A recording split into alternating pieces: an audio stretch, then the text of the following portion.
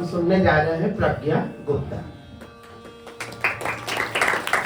श्री हरिनारायण सागर जी से अनुरोध है कि प्रज्ञा का माल्यार्पण करें।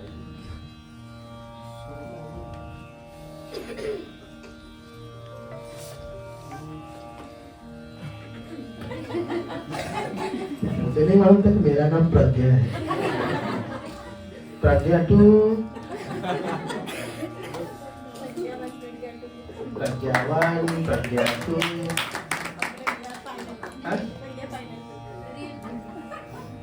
प्रज्ञा प्रो।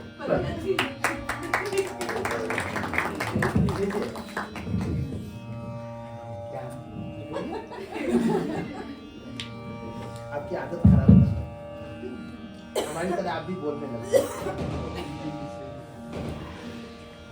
गुरु जी के आग्रह पे कुछ शब्द बोलना चाहूंगा। सब्जेक्ट थोड़ा अलग है संगीत से। हम भगवान को बिलीव करते हैं, ये बात तो पक्की है, सब मानते हैं, रियलाइज भी करते हैं, और इसलिए इमोशनली ये फीलिंग रोज आती है कि हमको पूजा करनी चाहिए, और पूजा करते भी हैं, आपकी श्रद्धा बनी रहती है, और आप जिस भी तरह से पूजा करते हैं अपने घर में, मंदिर में, जो भी है, उसके अलावा बाहर भी आपकी श्रद्धा बनी रहती है कि आप मंदिरों में जाते हैं, करते हैं, और कुछ आपकी श्रद्धा से, कुछ मीडिया के कारण आप रियलाइज करने लगते हैं कि शायद ये मंदिर पावरफुल है, सब जाते हैं, इसलिए हमको भी जाना चाहिए। और कभी कभी ये भी रियलाइज करते हैं कि ये मंदिर में ये जाने से ये सक्सेस हुआ और मेरा फेल्यूर हो रहा है, तो मैं भी अगर वही मंदिर जाऊं तो मैं भी सक्सेस होऊंगा। ये सब विचार होते रहते हैं, दिस इज लाइफ।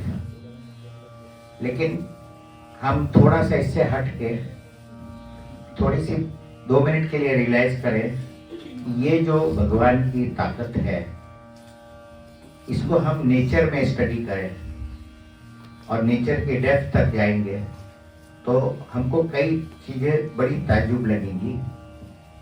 कि जैसे एग्जाम्पल है, इतना कोलाहल होता है, सब होता है, हल्ला गुल्ला, ट्रैफिक वगैरह, सब रात दिन आप आवाज देखते हैं, लेकिन जब नेचर अपना काम करती है, नेचर का प्रोडक्शन लेवल कितना ऊंचा है, इमेजिन करिए कि आप जो अनाज खाते हैं वो लाखों टन पैदा होता है, 1-2 टन नहीं, लाखों टन पूरे पृथ्वी को अगर देखेंगे। लेकिन कभी आप रियलाइज करेंगे किसी खेत से आप जा रहे हैं तो क्या आपको कोई आवाज मिलती है? आप रात को अगर उस खेत में सो भी जाएंगे तो आपको सुन्न करके भी एक आवाज नहीं आएगी।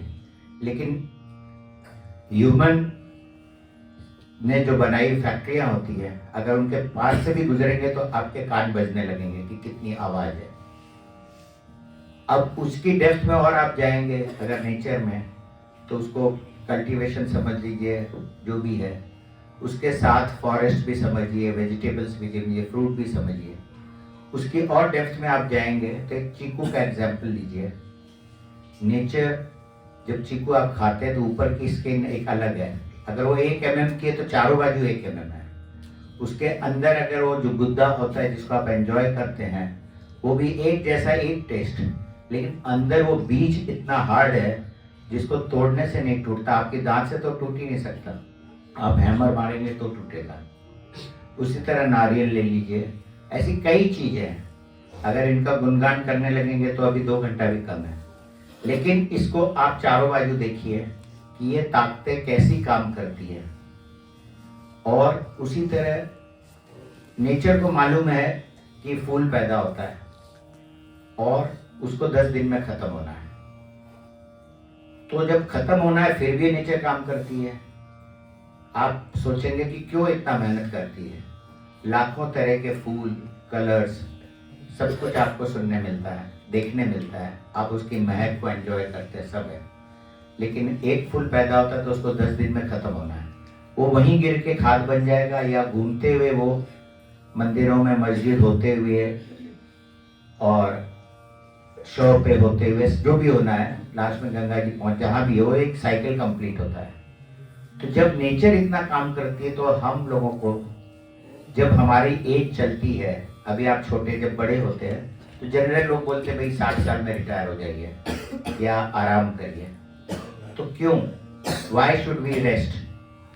हमको भी अपनी ये लाइफ की जर्नी जो चल रही है इसको कंप्लीट करना है। इसलिए जब तक आप में ताकत है, पहली बात शारीरिक, दूसरी बात आपके मानसिक, अगर आपके मन में एक जोश है तो आप किसी भी उम्र तक काम कर सकते हैं, चाहे वो 80 हो, चाहे 90 हो, चाहे कुछ भी हो। लेकिन अगर आप में जोश खत्म हो गया, चाहे वो संगीत ले लीजिए, कुछ भी ले लीजिए, तो आप लास्ट तक अगर जोश है तो आप गुनगुनाते हुए ऊपर जाएंगे। लेकिन आप में अगर वो जोश खत्म हो गया, आप सोचेंगे बहुत कर लीजिए, क्या करना है, आराम करना है। उसी तरह नेचर से आपको ये सीखना कि अगर नेचर काम करती है तो आपको भी करना है, आपको करते हुए जाना है। उसके बाद तीसरा एग्जाम्पल है, आपके एक हाथ में 1 करोड़ रुपया रख दिया जाए और एक हाथ में एक पत्ती तोड़ के रख दिया जाए, क्या आप उस पत्ती को जोड़ सकते हैं?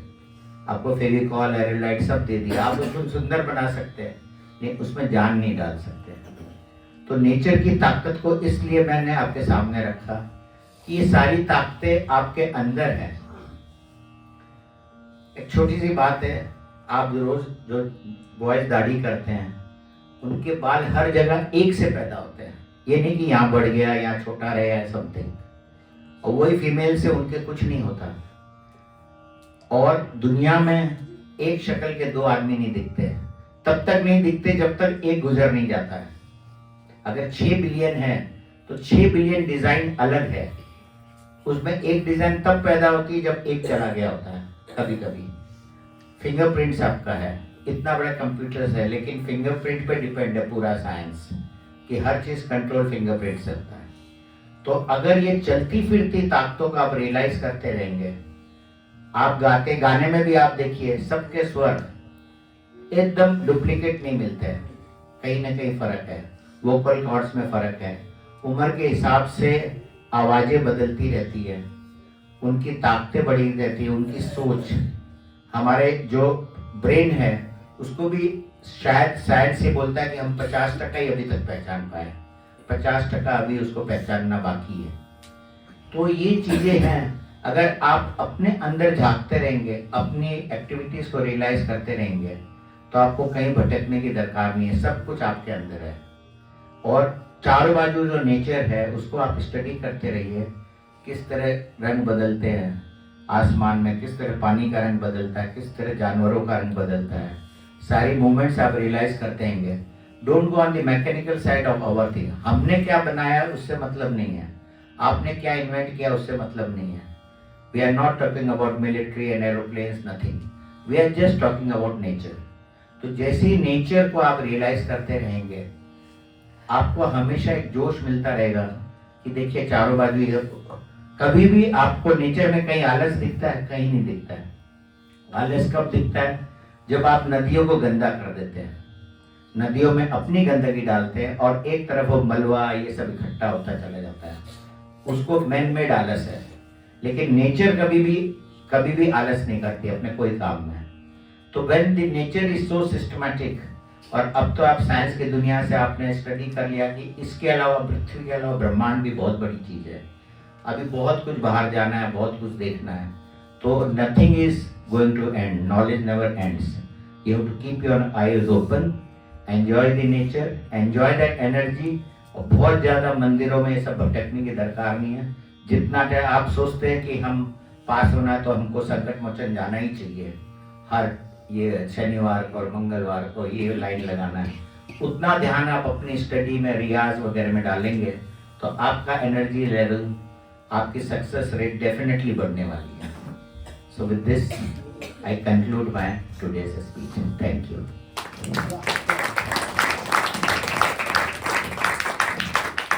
Very inspiring motivational speech. और अब वक्त है सुश्री प्रज्ञा गुप्ता का। प्रज्ञा गुप्ता का गाया हुआ कौन सा राग? हम लोगों ने तय किया था कि कुछ रागों का एक लिस्ट बनेगा, उस लिस्ट में से सभी लोग 5-5 राग बताएंगे, लेकिन जिन्हें जिन्हें कहा गया था वे दोनों बरी हो गए इस टेस्ट से। दो लोग थे, हाँ, उन लोगों को अंततः हम लोगों ने छूट दे दी, तो फिर हम लोग तीसरे के साथ अन्याय नहीं कर सकते। आपको भी पूरी छूट है। लग रहा है परेशान होगी कि तब कौन सा गाने 5 तैयार करके आए थे। कौन सा 5 है वैसे? रागेश्वरी, मालकोस, कलावती, कौशिक कांडा, हंसुदन। आप ही बताओ, नहीं बताइए। नहीं, तुम्हारा जो हम तो बताएंगे। हमको पता ही है क्या बोलेगी।